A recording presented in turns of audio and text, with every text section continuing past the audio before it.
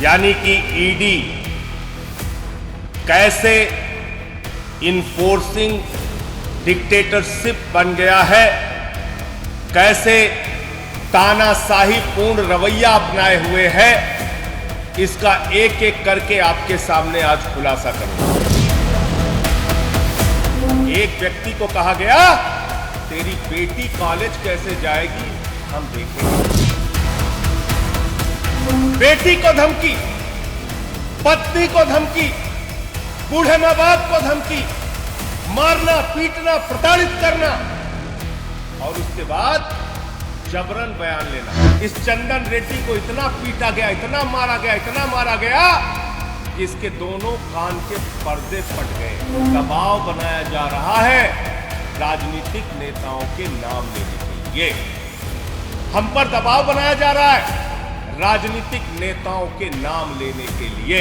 किसके दबाव पर ईडी काम कर रही है, किसके डायरेक्शन पर ईडी काम कर रही है। ईडी के दफ्तर में कैसे ईडी के अधिकारियों के बगैर कोई व्यक्ति पहुंच के मारपीट कर रहा है, ये छोटे आरोप है।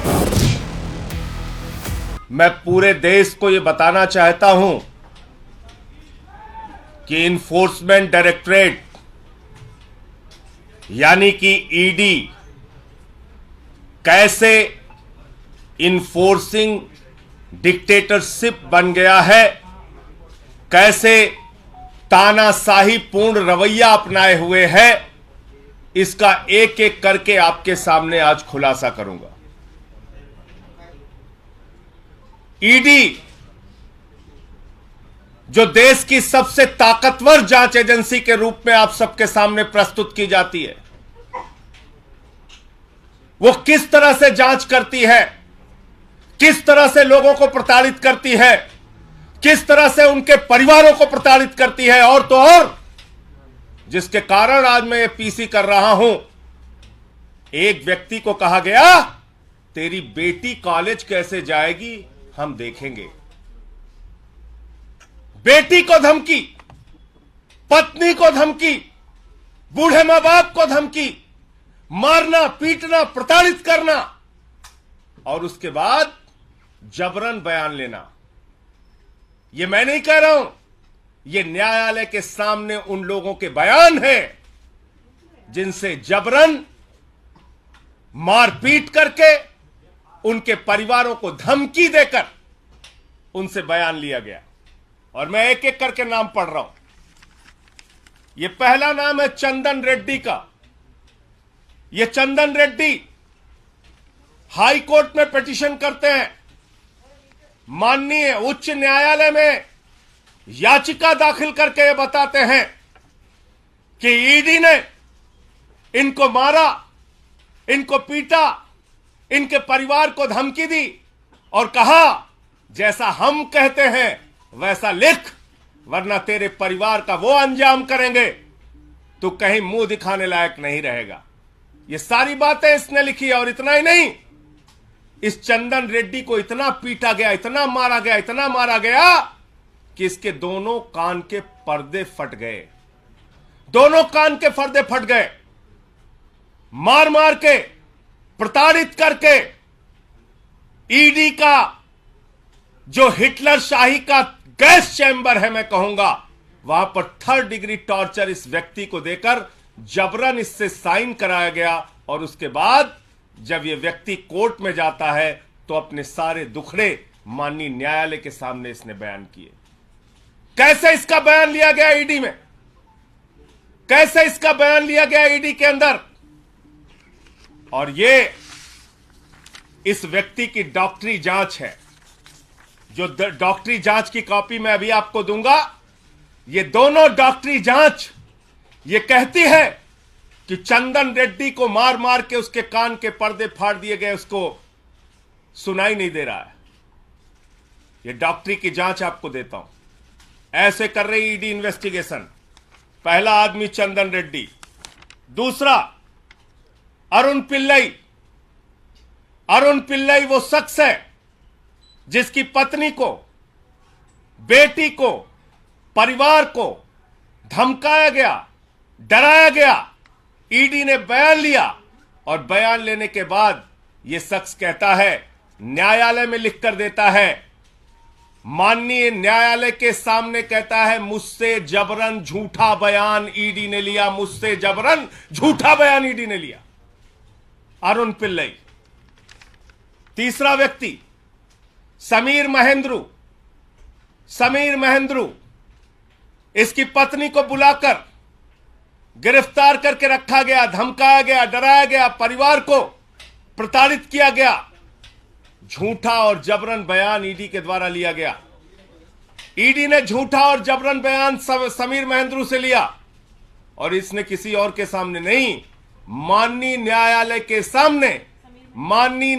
के सामने समीर महेंद्रू ने लिख कर दिया कि जज साहब, हमसे तो जबरन झूठा बयान लिया गया। समीर महेंद्रू, भूषण बेलगावी, इस व्यक्ति से भी ईडी ने प्रताड़ित करके झूठा जबरन बयान लिया और इसने किसी और को नहीं, जज साहब को जाके कहा, न्यायाधीश महोदय, माननीय न्यायालय, हमारी रक्षा कीजिए, हमसे ईडी ने झूठा जबरन गलत बयान लिया। पांचवा नाम मनास्वामी प्रभु ने, इससे भी ईडी ने जबरन झूठा जबरदस्ती का बयान लिया और बाद में इसने भी न्यायालय को लिख के दिया, किसी और को नहीं। ध्यान दीजिएगा मेरी बात को, माननीय न्यायालय को लिख कर दिया कि न्यायाधीश महोदय, जज साहब, मुझसे ईडी वालों ने जबरन झूठा जबरदस्ती प्रताड़ित करके बयान लिया। छठवां नाम राघव रेड्डी। ये राघव रेड्डी छठवां नाम। राघव रेड्डी, इसने न्यायालय के सामने जाकर कहा कि न्यायाधीश महोदय, हमको तो दबाव बनाया जा रहा है राजनीतिक नेताओं के नाम लेने के लिए। हम पर दबाव बनाया जा रहा है राजनीतिक नेताओं के नाम लेने के लिए। मैं पूछना चाहता हूं, किसके इशारे पर ईडी काम कर रही है? किसके दबाव पर ईडी काम कर रही है? किसके डायरेक्शन पर ईडी काम कर रही है? क्योंकि एक बहुत चौंकाने वाली बात इनके हाई कोर्ट के पिटीशन में लिखी हुई है, चंदन रेड्डी के। क्या कह रहे हैं ये? कह रहे साहब, ईडी के अधिकारियों ने तो मारा पीटा, कान के पर्दे फट गए। वहां कुछ ऐसे भी लोग थे जिन्होंने हमको मारा पीटा, जो ईडी के ऑफिशियल्स भी नहीं थे।